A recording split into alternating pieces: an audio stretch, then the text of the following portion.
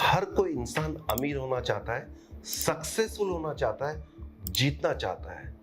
लेकिन जीतना ही सब कुछ नहीं है, क्योंकि जीतने के साथ साथ आपको हार का भी सामना करना पड़ता है। लेकिन डिफरेंस सिर्फ ये आता है कि जो हारता है या जिस समय आप हारते हैं उस समय आप कैसा महसूस करते हैं। आप हार के क्या बैठ जाते हैं या हार को सिर्फ और सिर्फ एक लर्निंग एक्सपीरियंस समझते हैं। यदि आप हार को लर्निंग एक्सपीरियंस समझते हैं तो ये आपके जीतने के रास्ते को प्रशस्त करता है। तभी तो कहा गया है कि हार कर जीतने वाले को ही बाजीगर कहते हैं, बाजीगर कहते हैं। क्या आपको लगता है कि जीतने और हारने वाले में कोई विशेष फर्क होता है? जी नहीं, ऐसा कोई विशेष फर्क नहीं होता है। बस परिस्थितियां और लक उसके साथ होता है तो वो जीत जाता है, और ये जब विपरीत होती है तो आदमी हार जाता है। लेकिन हाँ, जीतने वाले का कुछ ना कुछ प्रैक्टिस, कंसिस्टेंसी जरूर होती है। सक्सेस कुछ डिसिप्लिन से ज्यादा कुछ नहीं है।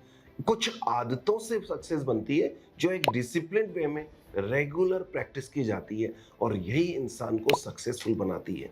सक्सेसफुल और फेलियर में बस इतना ही फर्क है कि वो डिसिप्लिन्ड होते हैं, जबकि फेलियर अपने डिसिप्लिन को या बीच में रास्ता छोड़ जाते हैं।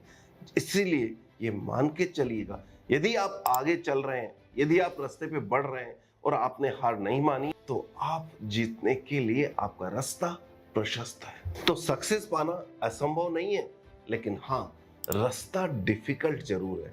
लेकिन डिफिकल्टी किस में नहीं आती है? एक छोटा बच्चा जब पैदा होता है और वो घुटनों से चलता है, वो भी उसके लिए डिफिकल्ट होता है। जब आपने पहली बार साइकिल चलाई होगी, वो भी डिफिकल्ट होगी। जीवन में 3 तरह के इंसान होते हैं। नंबर 1, जो अपनी गलती से सीखता है। नंबर दूसरा, जो किसी दूसरे की हुई गलती से सीखता है। और नंबर तीसरा, वो गलती से कुछ नहीं सीखता है।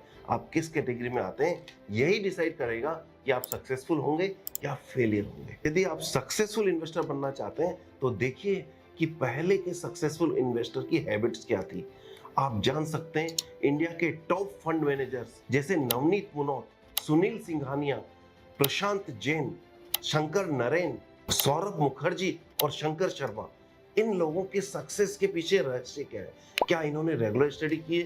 क्या स्टॉक मार्केट को उन्होंने डेकेड तक समझा है, सीखा है और प्रैक्टिस की है? यदि ये इस तरह से सक्सेसफुल हो सकते हैं, सक्सेसफुल इन्वेस्टर बन सकते हैं, तो आप भी बन सकते हैं। तो चाहिए तो सिर्फ और सिर्फ डेडिकेशन, राइट नॉलेज, प्रोसेस, और प्रोसेस को फॉलो करना। और हाँ, तब तक हार नहीं मानना जब तक सक्सेस आपके कदम न चूमने लग जाए। और हाँ, इसमें प्रोसेस सबसे इंपॉर्टेंट है। प्रोसेस बनाने से काम नहीं चलेगा, उसको फॉलो भी करना होगा। यदि आप सक्सेसफुल इन्वेस्टर बनना चाहते हैं तो आज ही एक प्रोसेस बनाइए अपना इन्वेस्टिंग का, ट्रेडिंग का।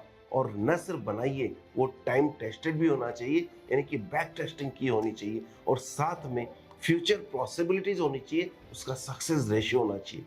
यदि आप ऐसा कर पाते हैं तो आपको उसे फॉलो करना है, और वो दिन दूर नहीं जब आप भी एक सक्सेसफुल इन्वेस्टर होंगे। यह बात मत भूलिएगा, सक्सेस उन्हीं को मिलती है जो मेहनत करते हैं, और मेहनत करना आपके हाथ में है।